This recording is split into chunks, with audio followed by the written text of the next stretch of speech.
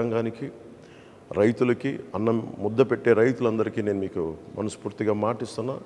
మీ క్షేమం కోసం, మీ సంక్షేమం కోసం కూటమి ప్రభుత్వం అండగా ఉంటుంది. అలాగే ముందు బాధ్యతగా మొదటి రాగానే ఏవైతే మైనర్ ఇరిగేషన్, చిన్న ఇరిగేషన్ ప్రాజెక్ట్స్ ఉన్నాయో వాటిని తొందరగా పూర్తి చేయడంతో పాటు ఉన్న ఇరిగేషన్ ప్రాజెక్ట్స్ని సమర్థవంతంగా పనిచేసేలా తీసుకుంటాం.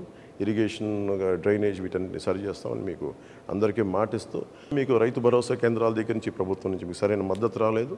అవి బాధ్యతగా తీసుకొని అది మీ సంక్షేమం మా మొదటి బాధ్యత. దానికోసం మేము వెన్నంటే ఉంటాం. మీ కష్ట నష్టాలకి కూర్చొని వీళ్ళలాగా మీ కష్టాలు వస్తే వర్షం పడితే రైతుల్లో మొలకలు రాక ఏమొస్తుందని చెప్పి దిగజారుడే మాటలు అలాంటి ప్రభుత్వాలు కాకుండా బాధ్యతగా మీరు ఒక మాట మాట్లాడితే చేతులు కట్టుకొని మీ దగ్గరికి వచ్చి మేము మీ సమస్యలను తెలుసుకొని మేము మీకు అండగా ఉంటాం. అలాంటి ప్రభుత్వం రాబోతుంది కూటమి ప్రభుత్వం. తెలియజేసుకుంటూ రైతన్నలకు తెలియజేసుకుంటూ ముఖ్యంగా మనకి తాగునీరు ఏ మూలకెళ్ళినా ఏ నియోజకవర్గానికి వెళ్ళినా మినిమం కనీసం ప్రాథమిక హక్కు అది మంచి నీరు రావటం అనేది. అలాంటి మంచినీరు కూడా ఇచ్చే పరిస్థితుల్లో లేదు. కేంద్ర ప్రభుత్వం జల్ జీవన్ మిషన్ అనే ప్రధానమంత్రి గారి ఆధ్వర్యంలో ప్రధానమంత్రి జల్ జీవన్ మిషన్కి నిధులు వచ్చినా కానీ ఈ ప్రభుత్వం దాన్ని ముందుకు తీసుకెళ్ళలేదు. మేము మీకు మాటిస్తున్నాం. అహిర్నిశలు మేమందరం బాధ్యత మరి తీసుకొని మనకి కనీస రక్షిత మంచినీరు ప్రతి ఇంటింటికి అందేలాగా మేమందరం బాధ్యత తీసుకుంటాం అనేది మీకు తెలియజేసుకుంటాం ప్రతి ఒక్కరికి. అలాగే మధ్యతరగతి కుటుంబాలకి మీరు కష్టాలు నలిగిపోతూ ఉన్నారు. ఎక్కువ మీరు కూర్చోబెట్టి అందరూ మీరు నలిగిపోతారు, ట్యాక్సులు కడతారు, మీరు సంక్షేమ పథకాలు ఉండవు. మీకు కనీసం మీకు ఇవ్వగలిగింది భరోసాతో కూడిన ప్రభుత్వం ఇవ్వాలి. లేదంటే మీకు ధరలు తగ్గించే ప్రభుత్వాలు ఉండాలి. అందుకనే కూటమి పెట్టుకుంది ముఖ్యంగా 3 సిలిండర్లు మహిళలకి ఉచితంగా ఇవ్వాలని, బస్సు ప్రయాణం ఉచితంగా ఉండాలని ఇలాంటి సంక్షేమ పథకాలతో ముందుకు వస్తున్నాం. ముఖ్యంగా నిరుద్యోగులకి ప్రతి నెల మనకి ఉద్యోగం లేనప్పుడు నిరుద్యోగ భృతి వీటన్ని ముందుకు తీసుకెళ్తాం. ఎన్నోసార్లు జనవాణి కార్యక్రమంలో నేను ఒకటి నిర్ణయించుకున్నాను.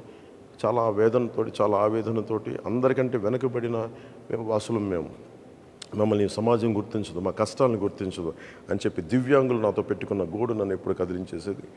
దాంట్లో భాగంగానే మనకి తెలుగుదేశం, జనసేన ఉమ్మడి మన మేనిఫెస్టో కమిటీ కూర్చొని ప్రత్యేకించి దీని మీద దృష్టి సారించి ప్రతి దివ్యాంగులకి 6,000 రూపాయలు నెలకి ఇంటికి వచ్చి అందజేసేలాగా, అలాగే ఎక్కడైతే సంపూర్ణంగా దివ్యాంగులు మొత్తం శరీరం అంతా చచ్చుబడిపోయిందో వారికి నెలకి 15,000 రూపాయలు అందజేసేలాగా, అలాగే తలసీమియా లాంటి వ్యాధిగ్రస్తులకి నెలకి 10,000 రూపాయలు వచ్చి అందజేసేలాగా ఈ బాధ్యత కూటమి ప్రభుత్వం తీసుకుంటుంది.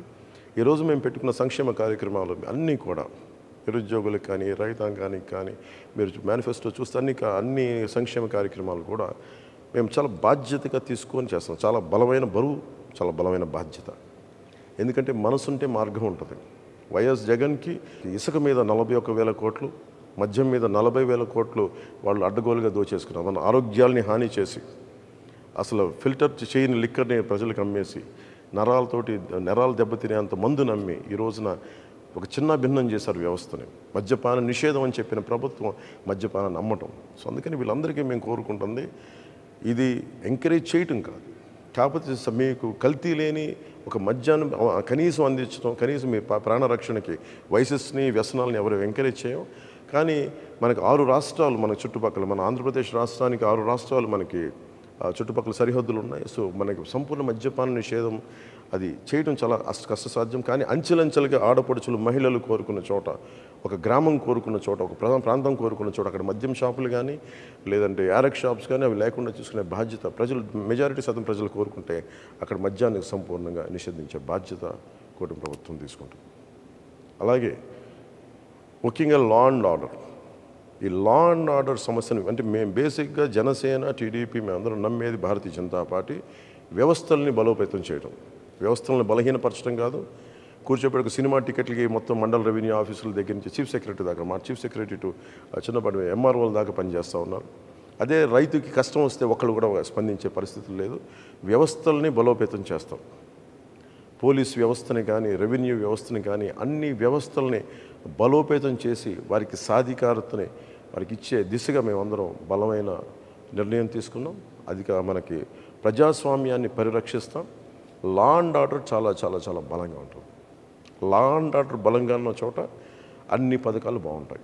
లా అండ్ ఆర్డర్ బలంగా ఉన్న చోట పెట్టుబడులు వస్తాయి, పరిశ్రమలు వస్తాయి. పరిశ్రమలు వచ్చిన చోట ఉపాధి అవకాశాలు ఉంటాయి. వీటన్నిటిని దృష్టిలో పెట్టుకొని మీ అందరికీ పేరు పేరున ప్రతి ఒక్కరికి 2 చేతులెత్తి అభ్యర్థిస్తున్నాను, ఆర్థిస్తున్నాను. వైసీపీ వ్యతిరేక ఓటు చీలకుండా భారతీయ జనతా పార్టీ పోటీ చేస్తున్న చోట, తెలుగుదేశం పోటీ చేస్తున్న చోట మీరు సంపూర్ణంగా జన సైనికులు, జనసేన వీర మహిళలు, జనసేన మద్దతుదారులు. ఎట్టి పరిస్థితుల్లో వైసీపీ నాయకులు రకరకాల మాటలు మాట్లాడుతూ ఉంటారు.